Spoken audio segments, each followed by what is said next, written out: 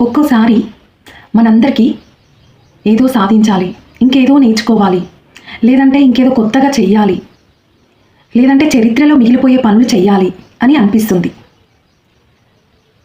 అలాగే అసలు నేను చెయ్యగలనా లేదా, కొత్తగా ఏదైనా చేయగలనా, అసలు నేర్చుకోగలనా, కరెక్ట్ చేస్తానా లేదా, విజయం సాధిస్తానా లేదా, ఇవన్నీ మన మనసులో సందేహాలు ఉంటాయి.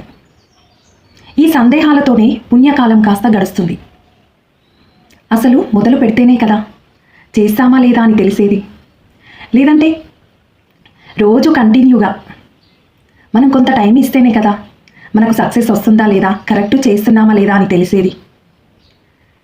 మనం ఒక ప్లాన్ వేసి దాన్ని అమల్లో చేస్తేనే కదా చరిత్రలో మిగిలిపోతామా లేదా అని తెలిసేది.